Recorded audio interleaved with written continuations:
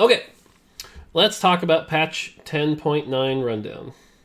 So, on live right now, we're seeing a pretty healthy meta, lots of different comps, but the game is also getting pretty solved.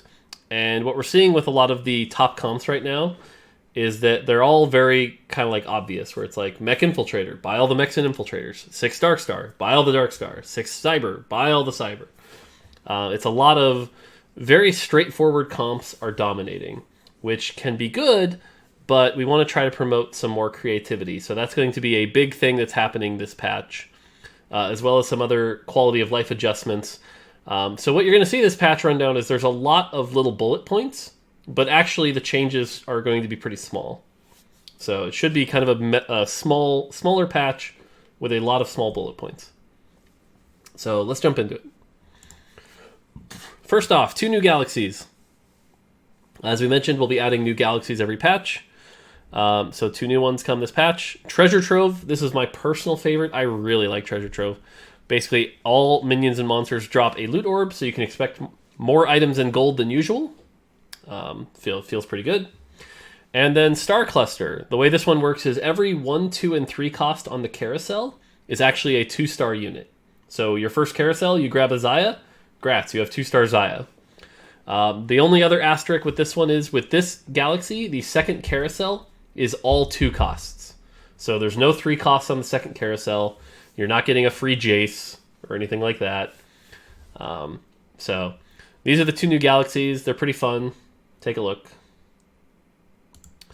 Okay, another system change. With the reroll percentages, at the start of Galaxies, we made a change where like level 5 you hit 40%, level 7 you hit 40%, to try to promote more 3 stars being viable. What we found was that it definitely did that, to a level of consistency that we weren't really comfortable with. Basically, it was happening all the time pretty freely. In fact, players were expecting to hit their 3 stars, and if they didn't, it was very frustrating. In addition, what we saw was with the drop-off of 1-cost units, because you didn't really have enough gold to roll down at 5, and at 5 you were actually in the level 2 space, and then very quickly 1s became like unachievable. 3-starring 1 cost was basically not really something you could do possibly. Like, it happened by accident sometimes, but wasn't really worth. So, with these changes, what you'll see is level 3, it's a little more likely to hit 1 stars, so this should probably help a little bit at the early game consistency. Level 4, again, pulls closer to 1 costs, so again, hitting your pairs shouldn't happen quite as often. Level 5 is now the level where you want to roll down for, if you're trying to 3-star a 1 cost, do it at level 5. Level 6 is where you'd want to roll down for your 2 cost, but notice now it never gets over 35%. And level 7 is where you would do it for your 3 costs, but again, never goes over 35%. So this should basically make 3-starring 1 costs more of an option, and 2 and 3 costs a little harder to hit your 3 stars. Now, if you've been watching me on PvE at all, you'll notice it still definitely happens. People are still definitely hitting their 3 stars. It's just going to be a little harder. So, okay. Players can no longer sell units if doing so would cause an item to be deleted, and players can no longer loot orbs if their item bench is full. This is a really nice quality of life change. Props to Jeff and B-Salve who got this in. But basically you get a warning message now that says you can't open loot orbs because your item bench is full. You can't sell champions with items because your item bench is full. No longer causing you to delete items. So no more accidental deletion of items. No more watching Skara lose a Seraphs.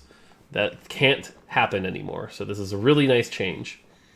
The other nice change, I think, here is now all players drop at least 1 small orb in the first 3 PvE rounds, which means you will always get at least some gold at the start of the game, or a Nico. Now, I've heard some people be like, I don't want a Nico. Well, then use the Nico on a 2 or 3 cost and get your gold. But you always, basically it gets rid of the 4 item 0 gold start. That is no longer a thing anymore. So, sweet. Okay, so next up, we're going to list a bunch of trait changes, but all of these are actually the same change. These are just the same notes on one change. Again, the goal here is to take some of the more major traits. This is the 6s and try to bring them down in power so that at an optimal play, you can get more creative with your different builds. So again, like always going 6 Darkstar or always going 6 Blade Master is no longer the goal. So all the 6s are kind of being brought down in power. All the 6s and 4s and the major verticals. So 6 Blade Master, small reduction. 4 Blaster, small reduction. 2 Brawler gets to come up, so it's a little more useful. And 4 Brawler kind of goes down. Celestial, 4 and 6 kind of come down. Cybernetic, 6 comes down.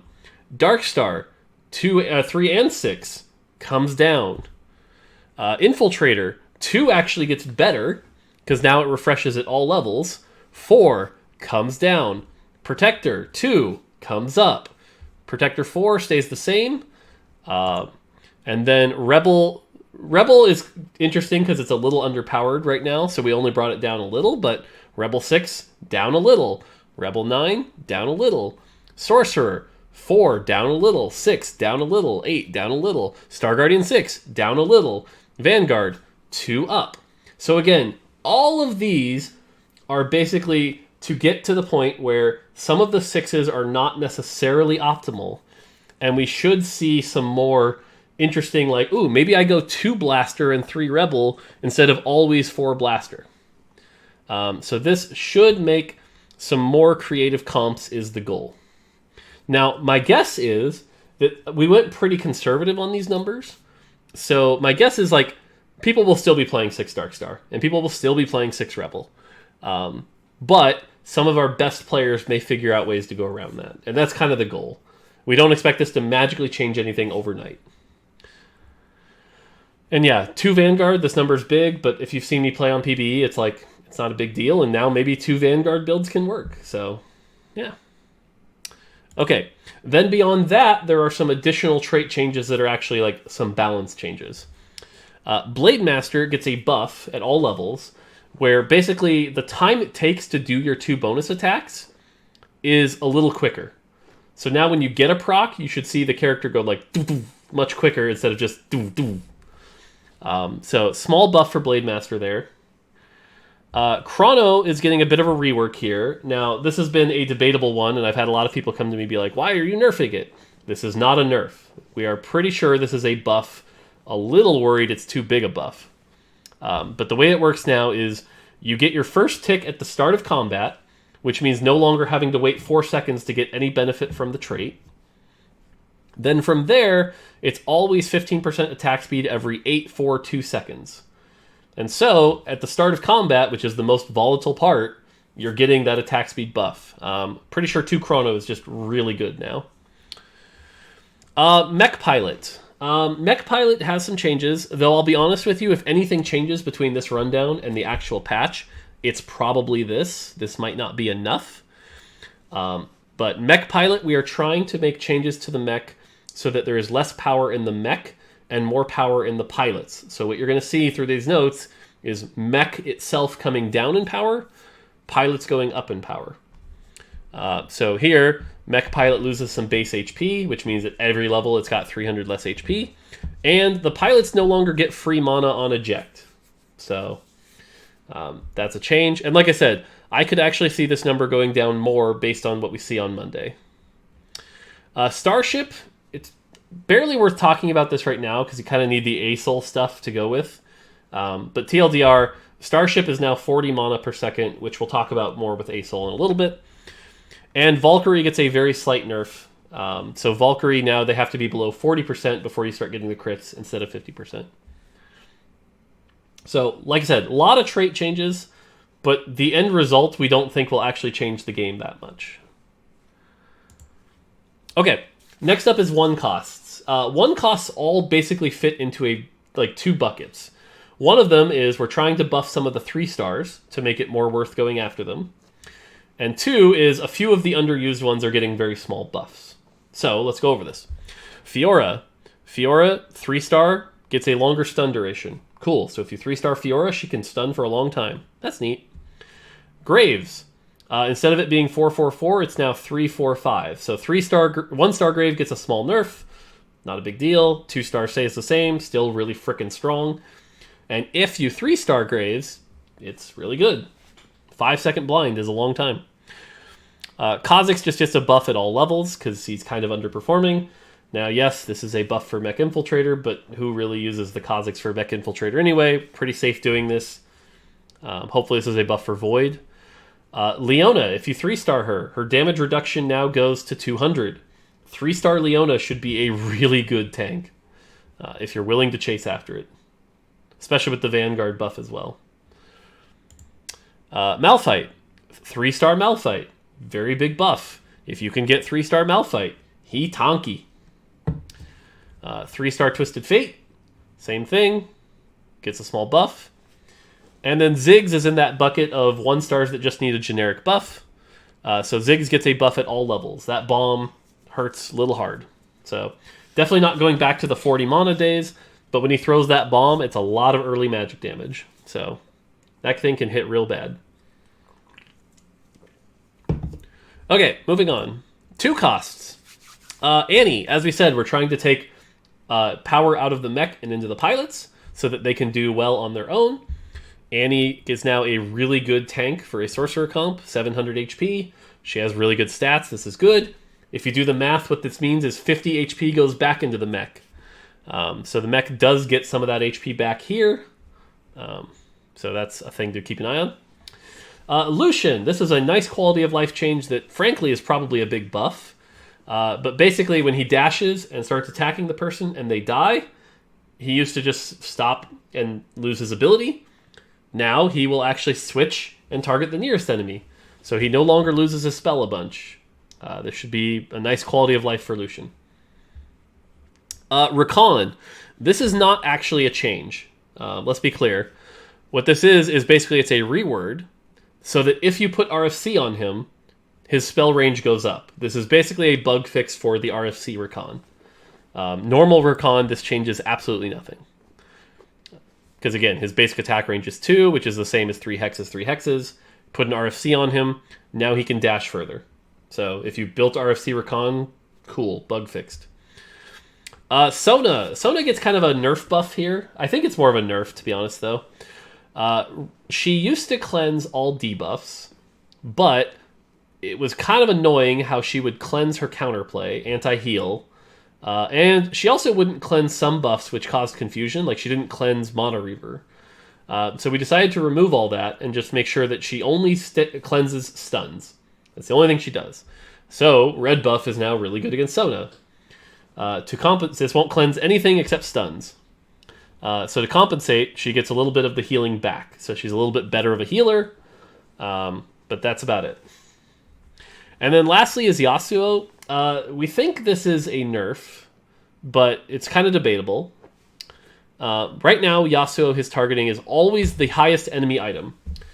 We thought this was good, but it really just, it's kind of anti-fun. Like, having to make your item carry, like, always have to deal with a Yasuo was just really not great. So what we decided to do was put some positioning in there instead. And so what it does is the furthest enemy within 3 hexes is what he'll always target now. So there's some positioning game to it. He'll still probably target backline. He'll still be dashing around the map, but it's not just guaranteed to hit your carry every time. And again, if you want to RFC him, he'll dash even further. Again, there's no power reduction here. It's just not, I instantly delete your Sona, you know? So that's it for Yasuo. Master Yi. Master Yi gets a buff and a nerf. At 1 and 2 star, his healing is now buffed. And it's one of those things that's kind of awkward because it's a percent of health. And so he has less health anyway. So 8% of 600 was very little. Whereas 15% of 1400 was very large. So now it's a flat healing all across the board. So overall, I think this will make Yi a little easier to use, though. And then Rumble. Again, we're trying to put stuff back into the pilots. So if you want to run Rumble by himself now, the spell actually does quite a bit more damage. 100 at 2 star, 200 at 3 star. This is a pretty big buff to Rumble. So, but again, that's to pull some of the power out of the mech into the pilots is the goal here.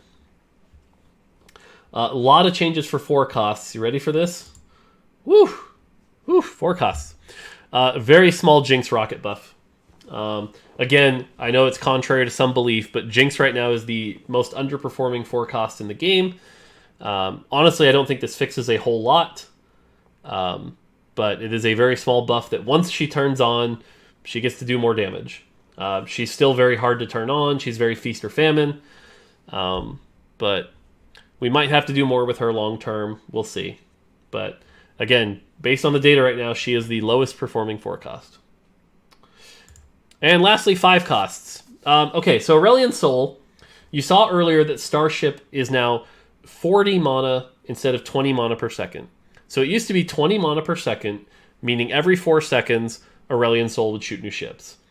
Now it's 40 mana a second, which means every 3 seconds, Aurelion Sol is shooting ships. This is a buff. This basically means Aurelion Sol is as good as he is on live with a free Seraphs. That's a free buff. But it means you can't cheat it by adding more Seraphs on top of it. So basically, I think this frees up an item slot for Aurelion Sol, making him a bit stronger. So yeah, Aurelion Sol should be a little bit better. Gangplank, these buffs I think are also a little crazy. We'll see. Basically, he gets to 100 out of 175 mana, meaning he's more likely to cast, which is pretty cool, so he'll cast more often. No extra spell damage, though, so it's still kind of like what it is on live. And then the faster impact upgrade is now damn near instant. It actually feels really good if you've played with it on PvE. But basically, if he has faster impact, he goes, boom, instantly. Kind of fun. And then lastly is Xerath. Xerath is certainly strong on live. Probably the strongest 5 cost. So he is losing a bit of his spell power, 50 at each level. So just a small nerf to Xerath. We're pretty happy with, again, 5 costs should be something you chase after. We talk about how reroll comps are strong. The way to make them less strong is make 5 costs good, so hopefully this will buff some of the 5 costs. And then lastly, 2 more slides. Only one item change this patch. Quicksilver. Quicksilver is going down to 10 second, back what we had it at launch.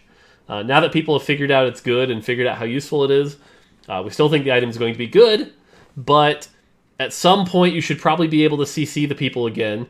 Having no counterplay is really, really frustrating. So Quicksilver is now 10 seconds. And then finally a few bugs. Not a lot to really talk about here. That's not too crazy. Star Guardian 3 is now a bronze trait. Ooh, no big deal. Fixed a bug where Xerath would continue firing meteors while he was in GA if he started the cast. Fixed a bug where Xerath would lose his transformed state when activating Guardian Angel. Fixed a bug where Xerath would get stuck in his idle animation if stunned while transformed. So some minor Xerath cleanup there. And Ari now waits for her first orb to return before casting another one. This is to prevent the bug where if she casts twice very quickly, the second orb wouldn't do any damage. Alright, that's going to do it for 10.9. Like I said, the goal here is that, honestly, the power structure should remain sort of similar. There should just open up some gaps for some more new builds we might not have seen before. Open up some more counterplay. But overall, generally, not trying to really shift things too crazy. So that's going to do it for the patch 10.9 rundown. Until next time, hope you enjoy.